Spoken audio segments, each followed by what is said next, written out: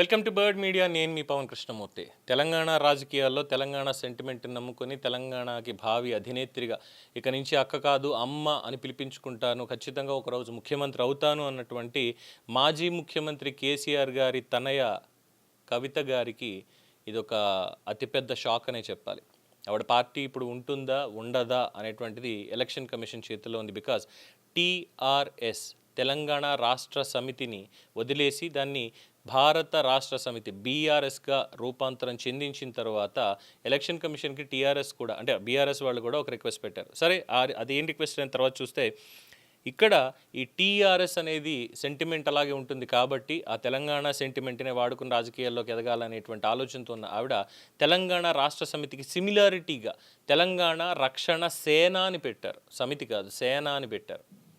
Election కమిషన్కి దానికి సంబంధించి డాక్యుమెంట్స్ దాఖలు చేశారు, అయ్యింది. తెలంగాణ రాష్ట్ర ఎన్నికల సంఘం పరిధిలో ఇలాంటివే ఇంకొక 2 చిన్న పార్టీలు ఉన్నాయి. ఎస్, వాళ్ళకు కూడా ప్రజాస్వామ్యంలో హక్కు ఉంది పెట్టుకోవడానికి, వాళ్ళు కూడా పెట్టుకుని తీరుతారు డెఫినెట్గా. అందుకని చెప్పి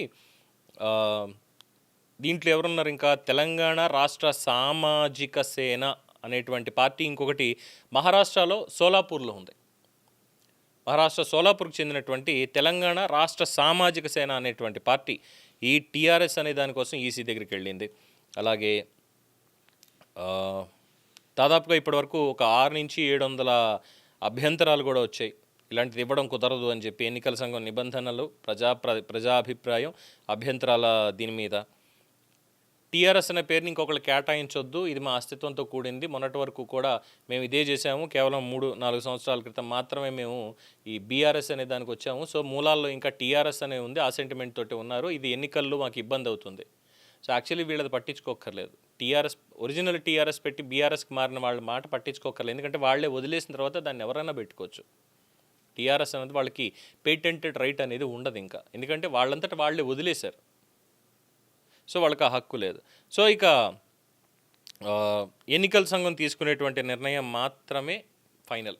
మరి ఎన్నికల సంఘం ఈ టీఆర్ఎస్ అనేటువంటి దానికి ఎలాంటి సిపిఎం ఉంది చూసారు, ఆ సిపిఎంలో కూడా మళ్ళీ మార్క్సిస్ట్, లెనినిస్ట్ ఇలా మాట్లాడుతుంటారు కదా, కమ్యూనిస్ట్ అలాగా దానికి పేర్లు ఇచ్చినట్టుగా శివసేన, షిండే వర్గం, లేదంటే ఠాక్రే వర్గం, ఇలాగా అలా టీఆర్ఎస్ కేసీఆర్ వర్గం, టీఆర్ఎస్ కవిత వర్గం, టీఆర్ఎస్ మహారాష్ట్ర సోలాపూర్ వర్గం, టీఆర్ఎస్ పొద్దున పవన్ కృష్ణమూర్తి వర్గం, ఇలాగేమన్నా 4 విభాగాలు చేసిస్తే సరిపోతుందేమో. టీఆర్ఎస్ 1 2 3 4 5 6 అన్నట్టుగా A to Z. సో మొత్తానికి అసలు పార్టీ ఉంటుందా లేదా ఇవన్నీ వదిలేసి అసలు తెలంగాణ జాగృతి అని పెట్టుకుంటే బాగుండేది. ఆవిడ తెలంగాణ జాగృతి అన్న పేరు మీద వెళ్ళుంటే చాలా చక్కగా ఉండేది. అది వదిలేసి, ఎందుకంటే దాని మీద ఫేమ్ వచ్చింది కదా ఆవిడకి, అందుకే దాన్ని వదిలేసి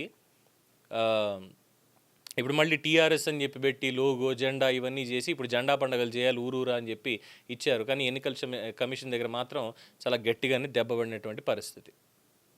చూద్దాం మరి ఏమవుతుందో. భావి అధినేత్రి అమ్మ కావలసినటువంటి ఆవిడ అసలు పార్టీ ఉంటుందా ఉండదా అనేది ప్రస్తుతం సస్పెన్స్.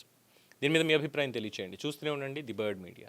ఈ వీడియో మీకు నచ్చినట్లయితే లైక్ చేయండి, షేర్ చేయండి, సబ్స్క్రైబ్ చేయండి. మరిన్ని అప్డేట్ల కోసం మా వాట్సాప్ ఛానల్ను ఫాలో చేయండి.